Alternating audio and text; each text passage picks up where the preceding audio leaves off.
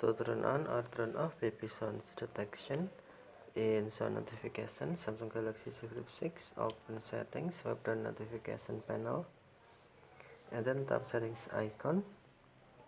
Scroll down settings screen, find accessibility, and then tap accessibility. Select hearing enhancements, and then tap sound notification.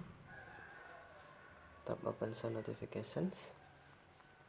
Then you can select listening arrow icon, and then on baby sounds, tap switch until blue to turn on or tap switch until gray to turn off.